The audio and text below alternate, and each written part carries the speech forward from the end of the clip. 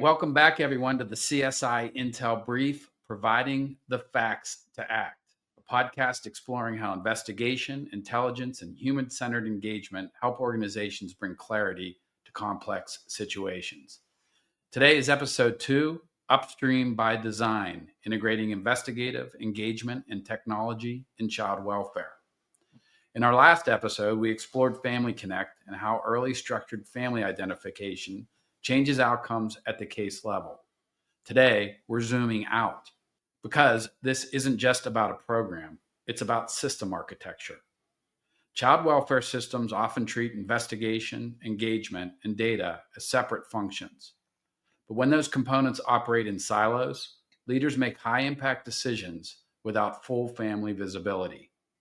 This episode aligns with an upcoming APHSA leadership conversation focused on upstream integration, how early family reconstruction, supported by intelligent data architecture, can reshape decision-making across jurisdictions. Today, we'll explore where systems lose family visibility, how technology can responsibly support relational practice, what governance and oversight structures must be in place, and how upstream integration improves fiscal and workforce stability.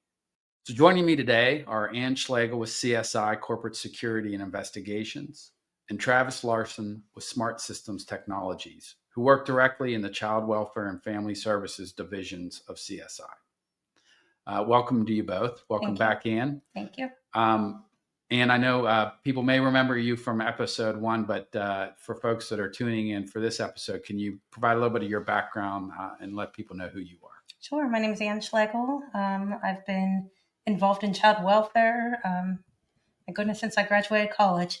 So going on 30 years of child welfare, anywhere from caseworker, supervisor, program specialist, and then leading child welfare agencies as a director, and now joining the CSI team probably about 2 years ago.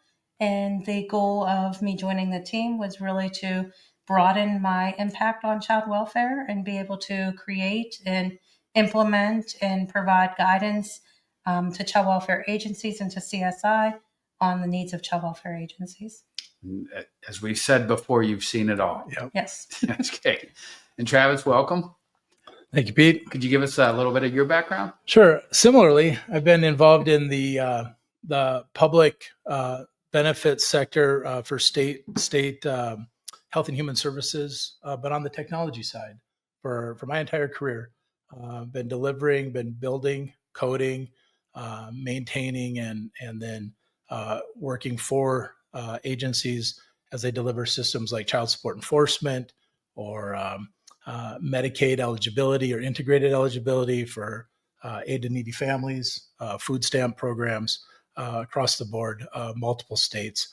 And I'm excited. I'm part of Smart Systems Technology, working with CSI, and really excited to help them reframe early family visibility as critical infrastructure, strengthening family systems. And as we learned in episode 1, I think people understand how important this mission is for what you both do. I think this is great to understand now how two companies working together can really bring technology to the human element of what you do and make sure it's as effective as possible. So applaud you both for what you do. So Ann, we're going to start with a fundamental question. Where do systems most often lose visibility into family networks? Yeah, visibility is often lost somewhere between urgency and fragmented information. So urgency as far as the investigation stage of a case, early on in a case, when crisis is happening, or crisis happening anytime throughout of a case, and the information silos that occur within child welfare. So on the caseworker end, they're in crisis. They're doing what they do best. They ensure safety. They are trying to find resources to address that safety and information that could help them in order to learn more about the family are in so many different silos, so many different systems that they either do or do not have access to. And when we're talking silos, we're using it in the description as often as that people are limited to what's surrounding them, and that's the only information they have to make decisions upon. That's correct. Okay. So Ann, in your space, the term upstream by design has a meaning for people who do what you do. Can you talk about that for a minute? Yeah. Upstream by design really means being able to build systems to identify supports and the family network sooner, earlier in the case. That's pretty much the overall meaning of that term. And as we discussed previously, why is this a leadership conversation and not a product conversation? Yeah, so products cannot provide information. Products cannot determine when that information is to be used. Leadership does that. Okay. And when we're talking about people on the front lines and doing what they have to do, are they held to a certain standard of requirements for their jobs? Is good faith something that they need to adhere to in the performance of their duties? Yes, absolutely. When I hear the term good faith in child welfare, I always think of compliance focused. And child welfare is responsible for providing good faith efforts on family identification. So whether that be making some phone calls, sending some letters out, making note that you asked a parent if they had any kin available, those would be good faith efforts. So Ann, what is the impact of treating family finding as a good faith effort instead of critical proactive case management infrastructure? Yeah, so making good faith efforts, you're not getting that full family picture. You're doing your basic general overview of who might be at that child or that youth's immediate connection. You're not getting that full family history and that full placement. The impact is really on placement decisions, on court decisions, on permanency decisions. So the decisions that you make going forward with that information you have are impacted by the amount of that information, whether it be good faith information or whether it be the full family connect information that we've talked about.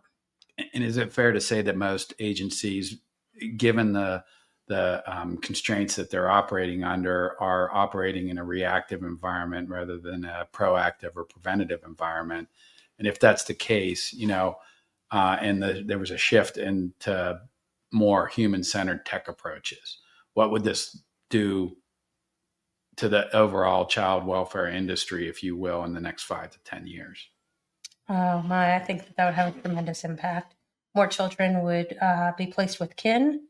There'd be earlier family visibility. There would be reduction in the length of time it takes for permanency to occur. There'd be fewer entries into placement or into the system itself. There would be stability for kids and youth and families if they had that earlier visibility. So it's a shift in thinking, it's a shift in approach, but it sounds like, and correct me if I'm wrong, but this shift potentially could have the impact of better decision making earlier in the process that benefits the child at potentially less cost. That's correct. So Ann, you mentioned a little bit earlier about siloed data. Can you talk for a minute about how this can distort leadership decisions? Yeah, so I think child welfare, that's one of the issues that is significant, is not having all the full picture or all the information needed in order to make decisions. It is that siloed data. You might have a piece of information available to you in your case information system, or you don't have access to a system that would allow you to make that decision, or some of that family network or information is in a school system or a police system that that you're not able to easily access. So what's really happening is the resources are focused on trying to find all of these pieces of information rather than being able to quickly look at it, act on it, and make good decisions in the timeframes necessary. So it sounds like all these important potential data sources are pretty disparate and in a lot of different places, and county to county, they probably look different Mhm. There's not uniformity to it, and it's just knowing where to look and how to access things probably becomes a big problem. Exactly. And do you have any real world examples of how this issue has led to a child falling through the cracks? Yeah, I think one of the examples that comes to my mind the most, because I think I've seen it the most often, is the impact that it has with siblings and their care. So we might have older siblings who have graduated from the child welfare system, who have moved on, and now there's younger siblings who are entering the system.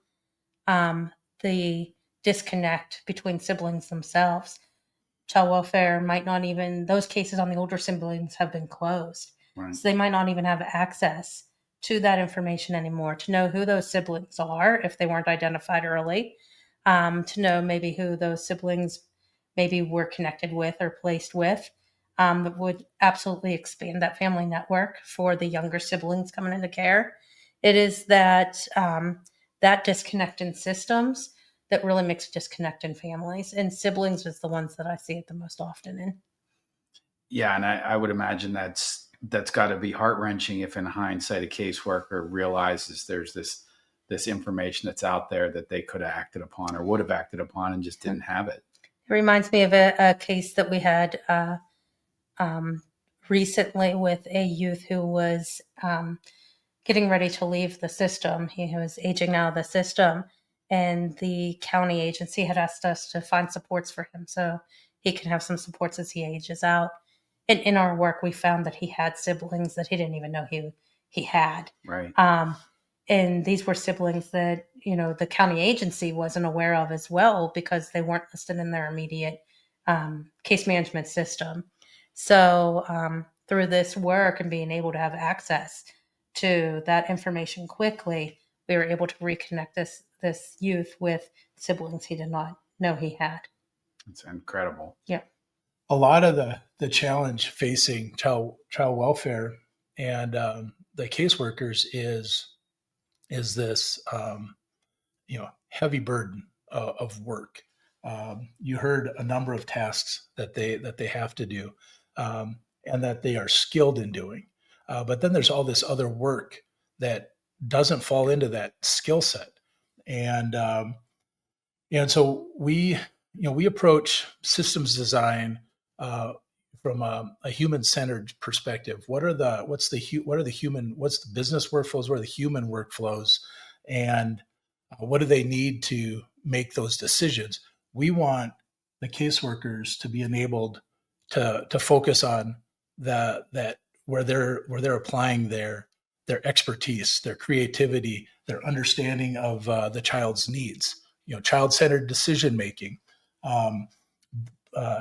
taking the research, the investigation, the systems access, the compliance and the reporting requirements, all that stuff that adds up.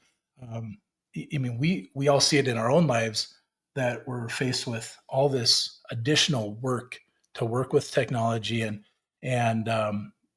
we hope to bring an approach to child welfare that frees that caseworker to be able to focus on those key decision points, and enables the majority of their day to be spent in that value that they bring to the table that other people can't do, and that we can shift the portions of the workflow or those processes either to automation or to other skilled resources that can focus in those areas that can't do what the caseworker that we want the caseworker to be doing. And it's interesting what you said, human-centered technology approach. Right. And it, to me, in hearing this, it sounds like this sort of flips the typical idea on its head of, well, we're going to place a piece of technology in here and you're going to have to conform to the technology. It sounds like it's the reverse. That's spot on. So much of technology sales and even solution design, or when I'm faced as a agency head or a policy lead or a legislator, I want a solution that does child welfare, or that's what I think.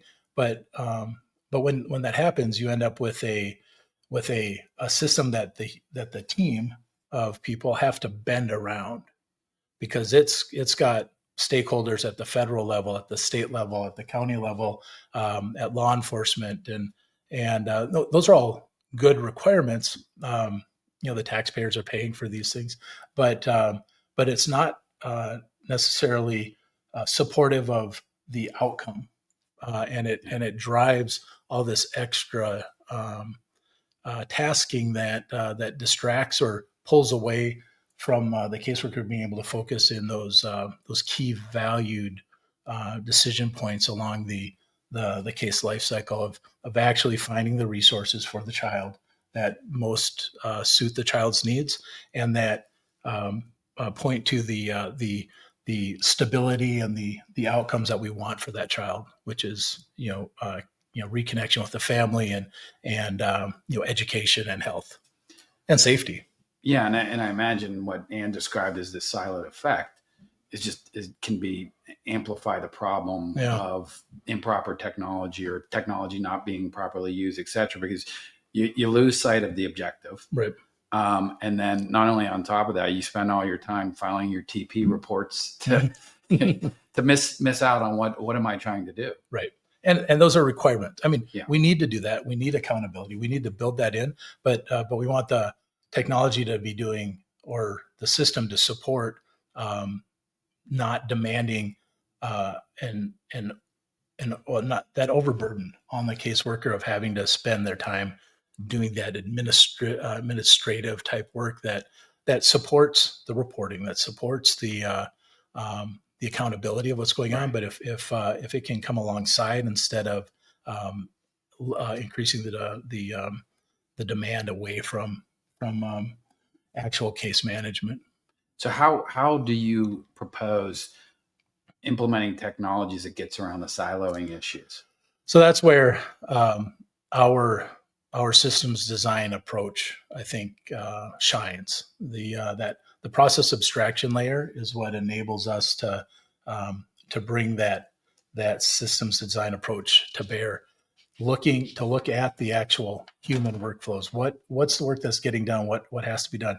And if you can abstract or decouple the logic from the demand of that specific piece of software or that system that you have to comply with, and isolate the functionality or the functions that are happening along the way.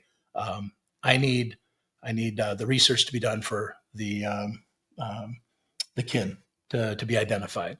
And that might mean hitting 7 different data sources. How best do we do that?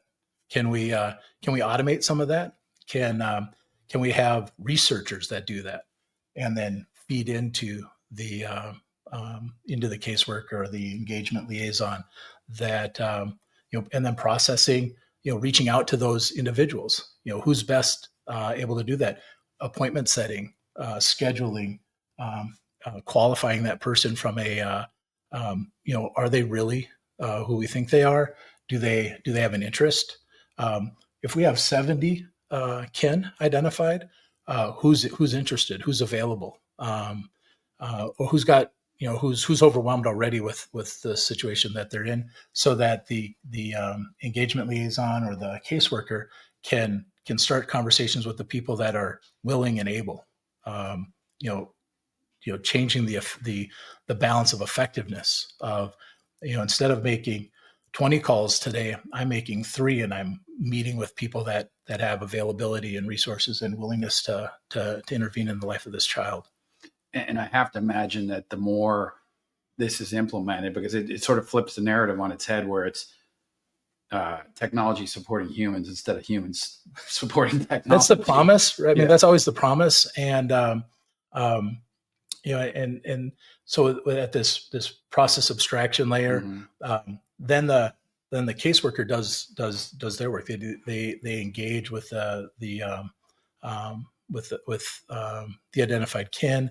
They determine that, yes, this looks like a good thing, but you still have the case management system back there that needs to be updated.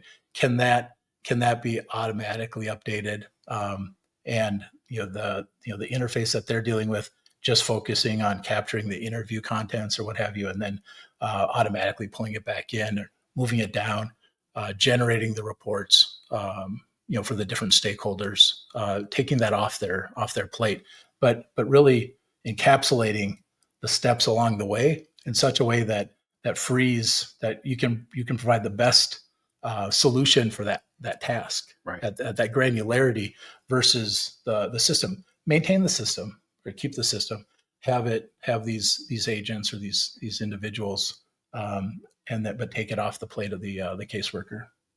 And I would have to imagine that if there's an adoption on a bigger level for these types of technology integrations and the use, that the chance to expand best practices across is there. Right. It's the natural progression of something like this. Right. And without the risk of having to go through a rip out of the existing system and a replacement of that system, or recertification of that system. The skeleton is still there. The team that supports the technologies, that expertise is all able to still there. This can just lay on top. And Ann, do you see, practically speaking, from your experience in this field, that the minute you mention a technology piece, there's this technology fatigue, or not another software solution that pops in? I think I tuned out halfway through what Travis was saying. Right. Because I mean, it's for child welfare, it's about the practice, Right. and how is it going to help support that practice? And we want to make sure that the practice leads and the technology is not leading how it's going. Right. And that has always been a challenge. There, as Travis said, I mean, there's promises that it will remain human-centered or human-led, but I think that that's always the fear, is that now we're going to have to change our practice so it can fit into what technology is supposed to do for me.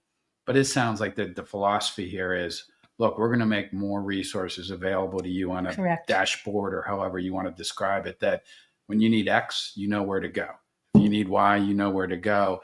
And it's supporting you with your critical mission, which is find out what's the best decisions to make for this child, not waste hours doing Absolutely. forms. Takes and off filling that out. administrative burden. Yeah. I mean, it allows us to do the specialist work of investigating, locating, and that digital footprint analysis, and allowing caseworkers to be able to do what they do best, assess safety and get out in the field and see their families and kids without sitting behind the computer all day filling out paperwork in order to be in compliance with something. And so we talked about this briefly, so one of the big issues is that the data is everywhere. It's all over the place. Yeah. And there's so much. It is just growing. Right. You've How do you connect all that? Well, that's where technology can shine. I mean, we talk about a data tsunami when, you just look at the data that's available out there. You just can't read it all. You just can't process it all. How do you you can bring, there's a lot of AI technology that can ingest and interrogate that data and we experience it. Like, what's the best Italian restaurant in Pittsburgh? There's lots of reviews out there. You're only going to go see 3 or 4 things, but you can go ping Grok or Chat GPT and it's going to come back. It's going to quickly ingest all of those out there and come up with, this is what the people are saying, Right. kind of in a summary fashion. Similarly, we can target, tools that can digest and pull out. Now, and this is where the rub is in the details of how is that accurate? Is there bias in that? And there's a lot of concern there. And so I think that but the capability is there, and we need to leverage technology to support this, because it's not slowing down. It's only increasing. Well, and I mean, let's look at AI in our worlds. You go ask a question. It used to be that, well, here's 85 sources that Right. might contain your answer. Go look at them. Now here's your answer. You have to question whether it's accurate or Right. not. But if you have access to the sources where it came from to be comfortable that that is a correct answer, now you have the facts to act. Right. And if you get to a point where this process of taking lots of information, saying, look, it's a recommendation, but here's the backup and here's the company that can make sure that you can rely upon this information is available, you now have that early intervention I think has been missing from this whole process. Right. And do you, Ann, find that, you tuned out and Travis and I talking our tech speak, how hard is it to suggest a technology implementation into an organization and like that? Extremely difficult. Okay. That's mistrust. Yeah. Mistrust is the first thing that comes to mind. Fear of, well, if this does work, is it going to take over everything that we do? But I would say mistrust is number one. And is there, I'm sure you've heard this before, a fatigue of we've tried this before, it doesn't work, Yes. or I'm still learning the system from 5 years ago that somebody made us buy, How many systems have been tried through child welfare? Right. Yeah. So how do you get past that? So I think for us, it's us still having the specialist who are utilizing the system, who are providing child welfare the information, who they have developed trust with, Right. to be able to get past that. That there's a human behind the technology that they know are somebody who understands what the We mission have is. specialists who are analyzing all of that information that is coming about. We have engagement liaisons who are helping to verify that information. So whenever it's at the county's hands, it's their verified information. Gotcha. And I think we started this off by saying, this is the topic for the upcoming remind me the acronym on the convention that's coming. APHSA. APHSA. There you go. Why is this such a big topic? I think that it's because it's so prevalent right now in the world in general, not just in child welfare. I mean, we are becoming a AI technology world, I mean, I wouldn't even say becoming. We're there. Yeah. Right. And I think child welfare is usually always the last to catch up on innovation and on these sources that could do that work. And I think we're there now. Is that child welfare is saying we need to be upstream on this. We need to have the tools and technology at hand to be able to get family clarity early, to be able to change how that case is going to turn out down the line. And if we had this information earlier, how do we get that information earlier? We need to enhance our technology. So is it fair to say that the child welfare space, if you will, is sort of at a pivotal point to say, we know this is valuable to be able to do these things early, and we may finally have the tools and processes that support the people to make this happen? I would say the tools, the processes, the innovation research, the innovative research out there. There's been so much research being done on it, and the drive to move it forward. Gotcha. Understanding the importance of this and that we're at this point in time where we may have the ability to successfully implement the right technology, supporting the humans and not the reverse. How do we make sure this technology supports and doesn't replace professional judgment and empathy? I mean, empathy is critical. I'll take that. How we attempt to mitigate that and keep it human led, keep it human centered is in that granularity. There should be no decision made by a machine. Right. That all decisions should be reviewed and actually be made, explicitly be made by the caseworker. We want that human judgment. We need that human judgment there. The technology should be applied to support providing the information, to enable that decision to be made earlier in the process, to be made from a more comprehensive set of information, that applies to that case, and be more thorough, provide a more thorough understanding of what's going on, not making decisions, not choosing placement, not and maybe even, so we mentioned bias a little bit in there. Right. It's just like in the daily news. You're reliant on that editor for choosing what you see versus what's not shown. That's a decision. Here, you've got to validate the process. You've got to validate that what the technology is giving you, what it's coming from, and be good, be very comfortable and confident that is a thorough and comprehensive representation of the data that's available, not skewed, Right. and not skewed for either a political perspective or even Economic. economic or social. Just you want to be dealing with the objective picture of what's going on, and not you have to be able to trust what it's presenting to you. So I think keeping things at discrete, well-defined stages along the way, and then being those being the inputs, but you have to have a process that you've validated what it's generating. So what's that look like? How would you put guardrails around something like this? Very good. I think I don't know about you, but I think many of us are well justified in that concern.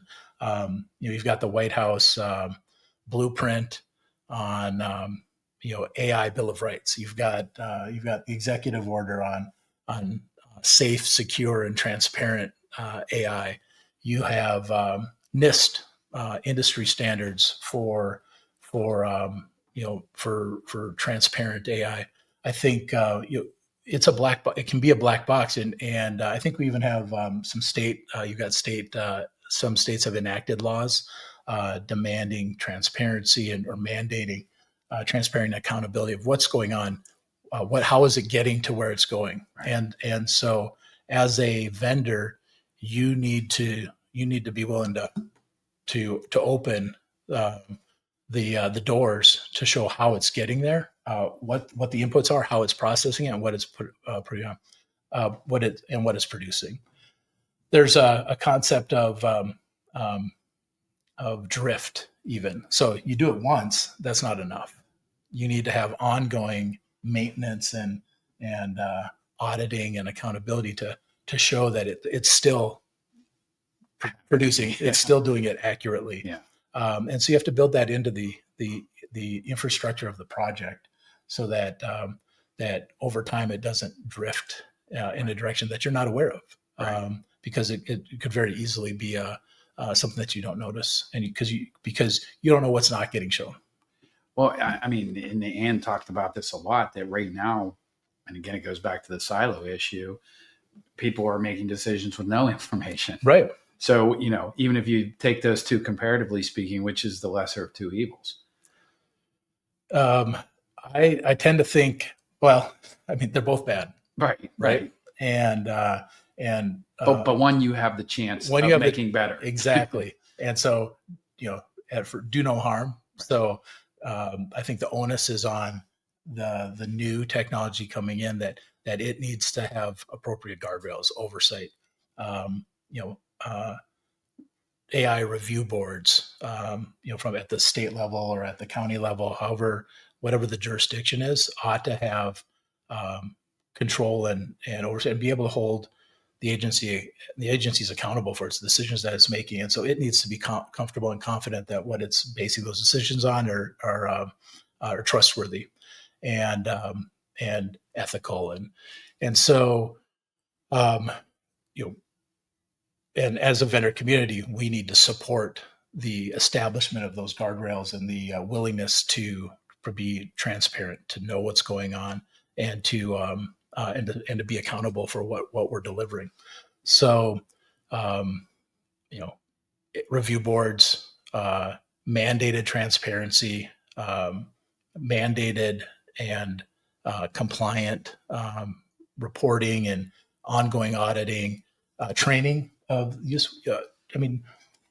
Our caseworkers already have to undergo training of what's the ethical use of the data stores that I have access to. I can't go look up my neighbor and see, that's an unethical, inappropriate use of the technology. Same thing here. They need to be trained in the ethical and appropriate use of the technology, and it has to have proper guardrails put in that prevent inappropriate access even. Right. So security around it. This would be a data store that you don't want. You can't let out external you can't allow external access to. So you have to have the proper safeguards in place. How do you ensure that that's the case? We're, as an industry, we need to stay compliant in those areas too. You can't just go, oh, this is going to be great. This is going to save us X amount of hours or money or free up these resources without the supportive infrastructure. Well, and I come largely from the legal space. Yeah. And legal's dealt with this, particularly as AI's hallucinated cases that says, hey, this would be the perfect case for your argument if it existed. I wish it existed. Right. But and maybe it's the same approach. The way it seems that the legal industry is tackling that is saying, look, you can use AI, but you're responsible for the output. So it's a, verify and verify, trust and verify, verify and trust, however you want to put it. Yeah. But ultimately, hey, if this seems like the right answer, and I have to make sure that how it got me to that right answer is correct, that verification's a lot quicker. Right. And sounds like, in the whole idea of Upstream by design and Family Connect, it's, can we get to that information as quickly as possible? I would imagine that verifying things is faster than it is starting from ground zero. Absolutely. Yeah. Makes sense. Yeah. I think, and even evaluating the outcomes, evaluating the outcomes, but evaluating the output, redundancy, testing that, changing the inputs, and are you getting? And just continue, regression testing, from just ensuring that it is still as trustworthy as you thought you implemented. Right. Yeah.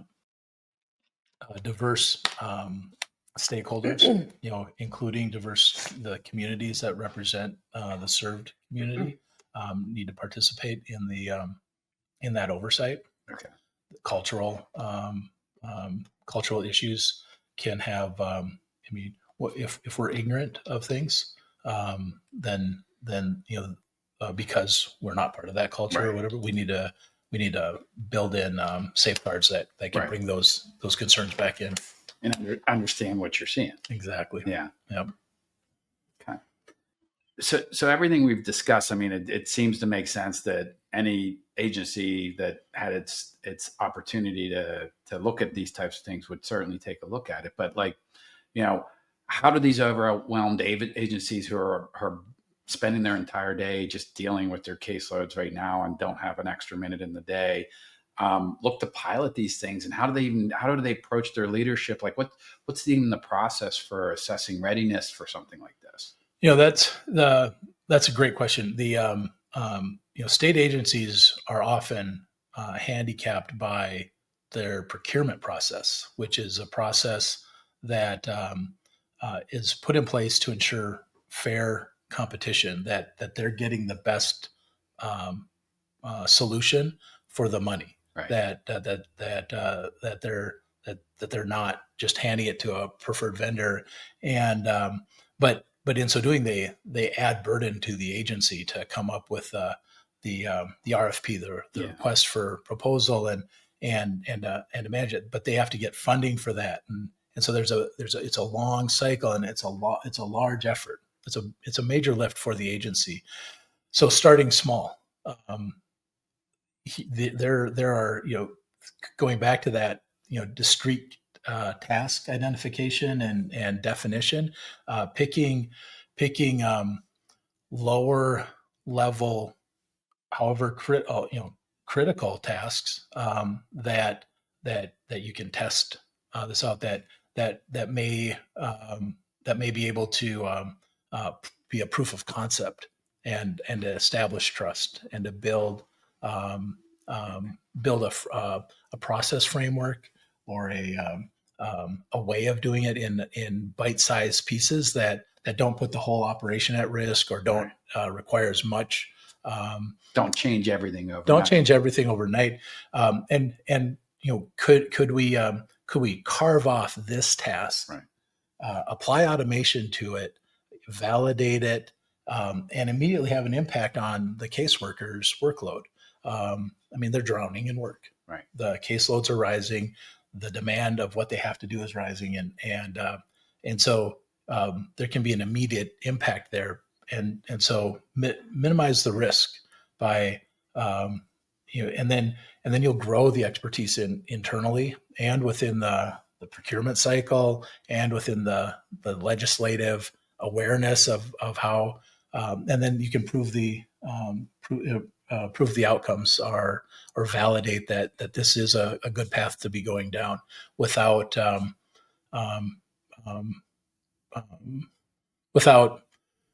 choking on the big picture. Yeah. I mean, but also there's a phrase, human in the loop.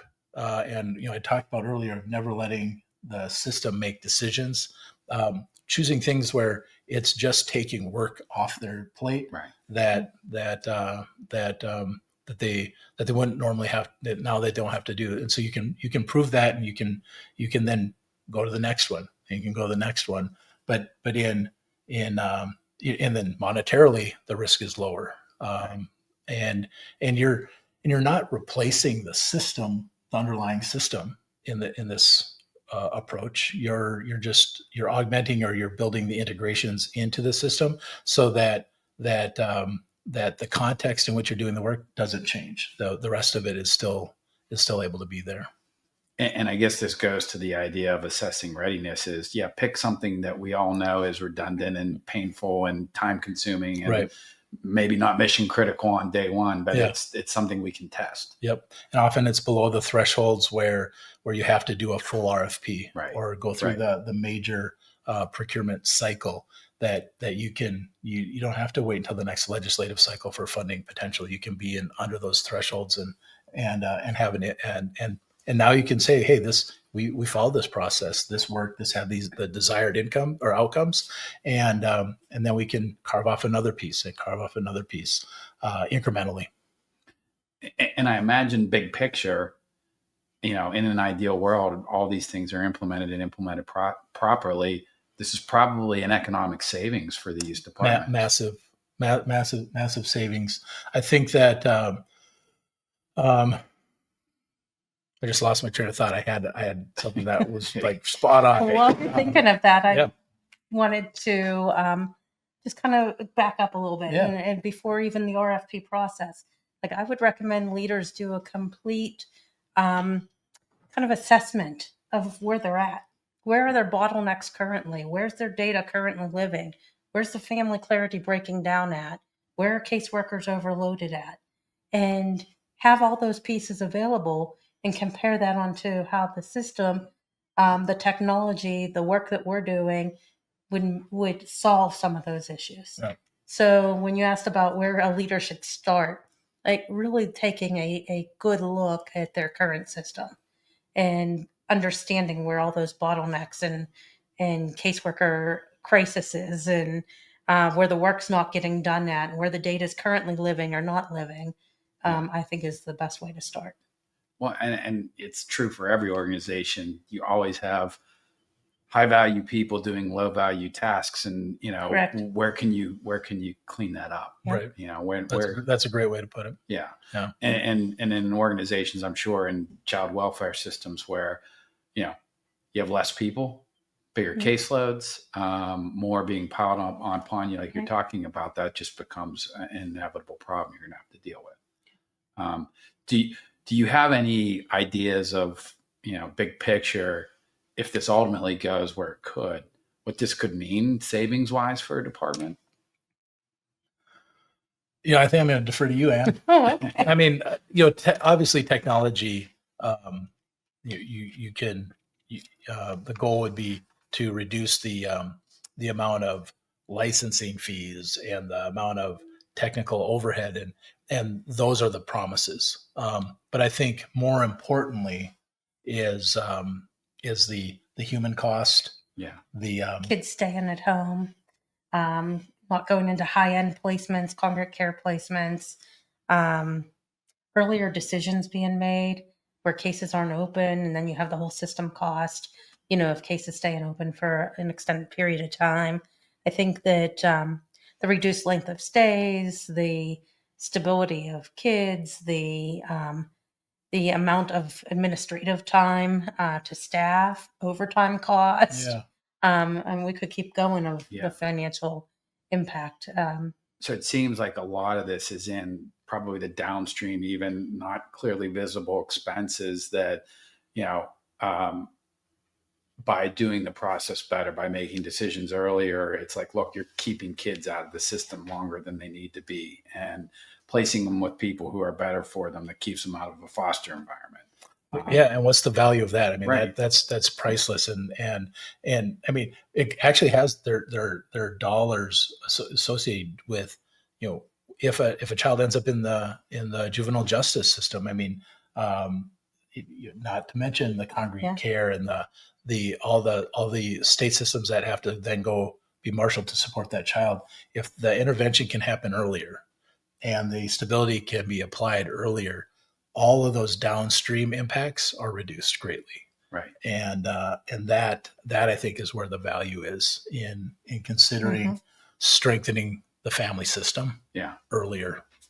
Yeah, and the societal value is the biggest one, and all it should be. Yeah. But we're dealing with government organizations and budgets and things like that too, and that's a practicality that ultimately would have to be worked through. Yep. Yeah. But it sounds like it can work on both fronts. It can. No, I think you can.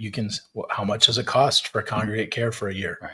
How much does it cost for the state to have to support that? That's a number. Right. And so that's a large number. Right. And How much does it cost to continuously hire new caseworkers right. and train them, because caseworkers are burnout and always working in crisis-driven situations, and moral injury for the caseworker that goes in with the best of intentions and just gets ground down of, I'm just not seeing the outcomes that I thought I'd be able to execute. Right. The amount of times I've heard caseworkers say, I got into this to help kids and families. Yes. And I don't feel like I'm doing that. Right. Yeah. You hear it from teachers too. Yeah. Yeah. Yeah. It's across the board. I think, and that's where that data tsunami, we're all feeling like we're part of cogs in an inhumane system. And so, it's not just it's not just a trait,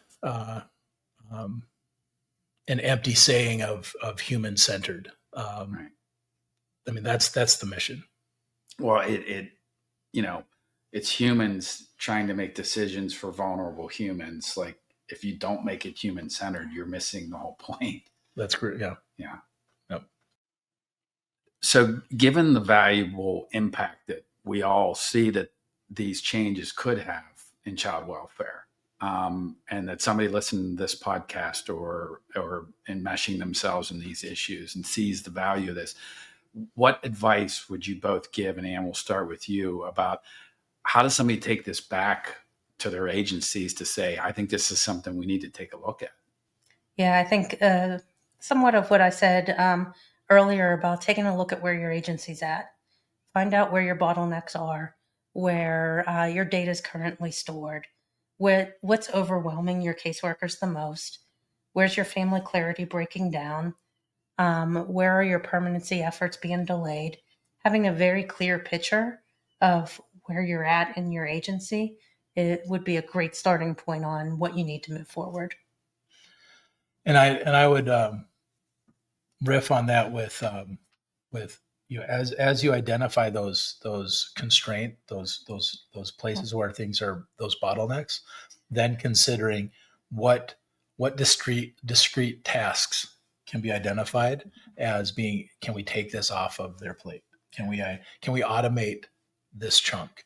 Can we shift it to a more specialized person that can do that task, that's focused on that doesn't that can take the load off the caseworker, and starting to think creatively about your budget and your legislative support or your policy support, that and your procurement office, that how can we pilot something, how can we test the waters here, because the reality is you need to improve the technology. You need to leverage the technology that's out there, because it's not getting easier. It's only going to get harder, and the demand is only going to be higher on your caseworkers tomorrow. And so, but starting small, start where you can build the maturity in the guardrails. You can limit the potential risks, and you can grow as an organization as you carve this up into those manageable chunks, and that should be more well received than, hey, we need to bring in the AI system that's going to help us, versus starting small, manageable. And where you can get away from just making those good faith efforts, Right, to really having concrete infrastructure that's going to really make an impact. When, as the saying goes, every journey starts with the first step. Yep. Don't worry about 10,000 steps in front of you. Just take that first step. Yep. Makes a lot of sense. Well, Ann and Travis, thank you so much for sharing all this information with us today. It's fascinating. I think this makes a lot of sense, that this is where the future of things are going to go, and help promote to get us there as quickly as possible. Because, again, as you said, caseworkers got into this not to be embroiled in technology and push buttons. They got into this to help children, and the faster we can get them back to that being their core function, the better. Absolutely. Right. Yep. Thank you. both. Thank you. Peter. Upstream integration is not about adding complexity. It's about aligning what already exists: investigative expertise, engagement practice, and technology, so leaders have usable family clarity at critical decision points. When early visibility improves, permanency accelerates, placement disruption decreases, workforce pressure stabilizes, and fiscal responsibility strengthens. CSI is working to reframe early family visibility as critical infrastructure, strengthening family systems. Thank you for joining us for this episode of the CSI Intel Brief, providing the facts to act. We look forward to continuing this conversation and engaging with leaders who are ready to rethink how family visibility functions upstream in their systems.